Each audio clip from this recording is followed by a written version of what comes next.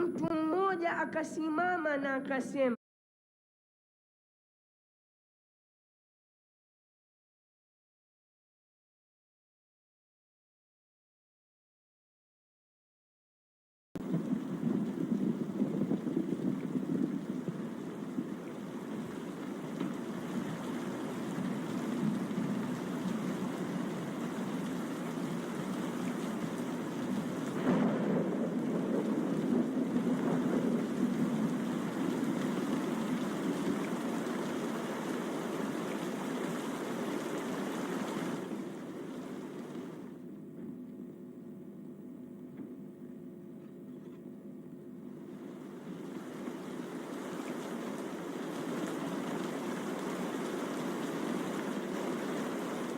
mvua ilinyesha sana na kwa muda mrefu, na maji yakamwagika kuelekea Kaaba na Masjidul Haram, msikiti mkubwa wa Makka.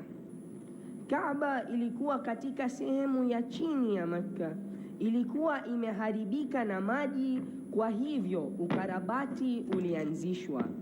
Kazi iliendelea vizuri hadi muda ilifika ya kuweka Al-Hajarul Aswad, jiwe nyeusi, kati ya Kaaba. Kila robo ya Kaaba ilikuwa inaijengwa na familia moja mkubwa wa kabila ya Quraysh. Familia yote ya Quraysh walitaka kupewa nafasi ya kuweka Hajarul Aswad katika sehemu yake, kwa sababu kazi huu ilikuwa mmoja yenye heshima sana. Basi waongozi wa familia walianza kubishana na kupigana ili familia yao ipate fursa huo. Washiriki wa kila familia walikuwa wanafikiria kwamba vita vitatokea. Hakuna hata mmoja wao aliyekuwa tayari kubadilisha msimamo wake. Waliliona kama tusi kwa heshima yao, kama kazi hiyo maalum ya kuweka jiwe nyeusi haujafika kwao. Mtu mmoja akasimama na akasema, nina maoni, ebu tusubiri hadi kesho na tuone ni nani ataingia Masjidul Haram kwanza asubuhi, alafu mwachie yeye aamue msimamo wake.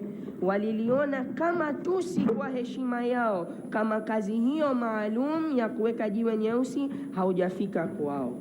Mtu mmoja akasimama na akasema, nina maoni, ebu tusubiri hadi kesho na tuone ni nani ataingia Masjidul Haram kwanza asubuhi, alafu mwachie yeye aamue.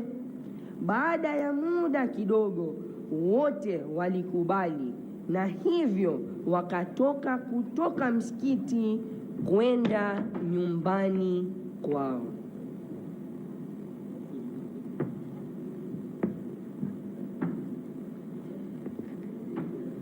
Mtu mmoja sasa, asubuhi ilipofika, viongozi wanafamilia wote walifika na wakakaa katika Masjidul Haram. Ghafla walisikia sauti ya mtu anayeelekea kwao. Ilikuwa ni Mtume Muhammad sallallahu alayhi wa alihi. Kwa hivyo kwa sauti kubwa kila mtu akasema, anakuja Al-Amin, na sauti ikasikika mahali hapo mara kwa mara. Mtume alishangaa kusikia jina hiyo ambayo walimuita. Alipofika kwao, wakamweleza mambo yote yaliyotokea kuhusu Al-Hajarul Aswad. Wote walikaa kimya kwa muda ili Mtume atoe ushauri wake, kwa sababu Mtume alikuwa mtu anayejulikana sana kwa hikma na uhodari wake.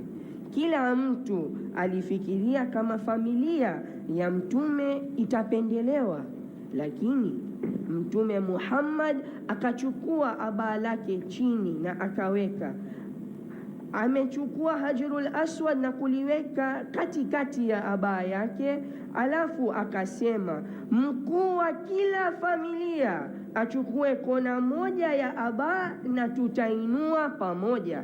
Na hivyo viongozi wote wamesimama na wameokota abaa ya Mtume. Wakati abaa na Hajarul Aswad ilipoinuliwa kwa urefu mzuri, Mtume wetu Muhammad alichukua Hajarul Aswad na kuliweka mahali wake kwa mikono yake mwenyewe.